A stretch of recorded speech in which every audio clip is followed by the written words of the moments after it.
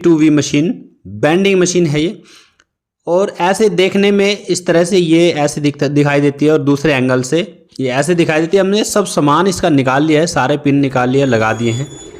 Supply हमने दे दी है, इसमें सब कुछ सामान रखा हुआ मिल जाता है हमें इसके अंदर ही। ये हमें मेन सप्लाई के लिए मिल जाता है, इसका कनेक्टर मेल फीमेल। ये फुट स्विच है और फुट स्विच का भी मेल फीमेल इसी में ही रहता है लगा हुआ कनेक्ट। अब हमने इसको सप्लाई दे दी है, तो इसमें ये एक नई चीज़ आई है अपग्रेड होके। देखो इसमें 1 2 3 नंबर लिखे हुए हैं और यहाँ पे ये इसमें सारे के सारे बटन पहले जैसे ही हैं। तो हमने इसको ऑन कर लिया है, और तो अभी हम इसमें दूसरा पिन डाल देते हैं। तो अगर हम दूसरा पिन डाल देते हैं और इसको 1 नंबर पे ही सेलेक्ट रहने देते हैं तो वो पहली पिन से ही वापस आएगी। तो अभी भी ये सिलेक्टर इसका 1 नंबर पे है, तो ये 1 नंबर पे ही वापस आएगी।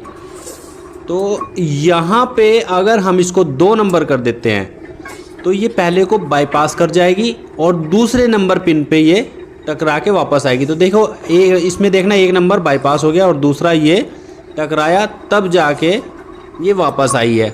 तो उसको सेंसर उसका समझ लेता है लिमिट स्विच को कितनी बार पिन टकरा रही है। तो जितनी बार हम सेलेक्ट करके रखेंगे उतनी नंबर की पिन पे ही वो वापस करेगा, उससे पहले नहीं करेगा। तो अब तीसरी पिन भी हम डाल देते हैं और 3 नंबर उस पर हम सेलेक्ट कर देंगे। थोड़ा गैप मेंटेन कर देते हैं इसमें।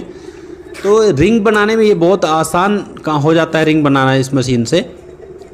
अलग अलग डिफरेंट टाइप के एंगल। तो 3 नंबर पे हमने सेलेक्ट किया तो ये 2 को पास कर जाएगा लिमिट स्विच और तीसरे पे आके इसको वापस करेगा मशीन को। तो इसका ये फंक्शन है, इसमें बहुत अच्छा फंक्शन है ये। 3 पिन हम लगातार एक ही बार डाल के, तो उसमें बार बार पिन डालने का झंझट नहीं रहेगा और सिर्फ हमें स्विच सेलेक्ट करना होता है। तो डिफरेंट टाइप के एंगल हम इसमें बना सकते हैं। तो दोस्तों इसमें ये बहुत अच्छा लगा। तो ये तो फ्रंट साइड का हो गया।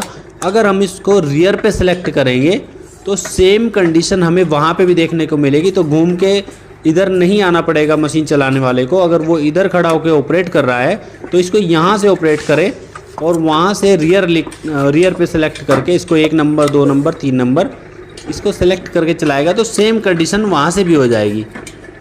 तो अभी हमने 1 पे सेलेक्ट किया, इसका हम ढक्कन पहले गिरा देते हैं। ढक्कन गिरा के थोड़ा दिखाई दे जाए, क्योंकि हमें ये तो पता ही है कि इसका रिवर्स का लिमिट स्विच हमारी तरफ है। तो यहाँ पे ये 1 नंबर पे ये 1 नंबर पिन टकराएगी। 2 नंबर अगर हम करेंगे तो 2 नंबर पिन टकराएगी, 1 पास हो जाएगी लिमिट में टकरा के। तो ये 1 पास हो गई, दूसरे पे ये रुक गई।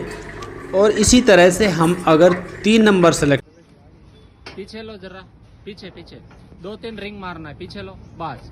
चलो भाई स्टार्ट करो। हाँ जरा आगे लो करते हैं तो 3 नंबर पे ये ऐसे ही 3 नंबर पे टकरा के वापस आएगी, तो 2 को पास कर जाएगी। तो ये इसमें फंक्शन बहुत अच्छा लगा है हमें।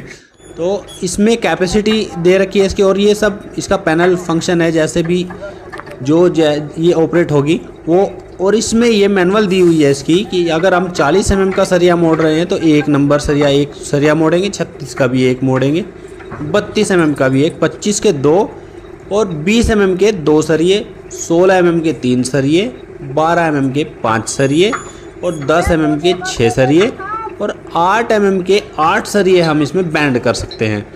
तो इसकी कैपेसिटी के हिसाब से हम चलाएं, और मोटर इसमें 5 HP का दिया हुआ है, ये यहाँ पे लिखा हुआ है। तो इसकी कैपेसिटी के हिसाब से हम सरिया मोड़ें। ऐसा ना करें कि 20 के इसमें 3-4 घुसा दें। उससे पहले थोड़े दिन पहले हमारे पास में ये आई थी, ये भी 52V है, लेकिन इसमें वो स्विच नहीं दिया हुआ था। इसमें सिर्फ एक जो ये 3 एंगल का है वो सिर्फ इसमें फ्रंट में ही दिया हुआ है, बाकी इसमें सेलेक्टर स्विच इसमें नहीं दिया हुआ है।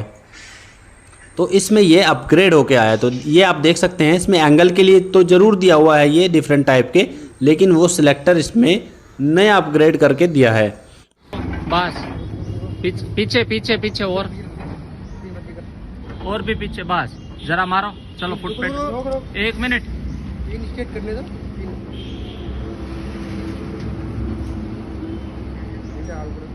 चलो मारो।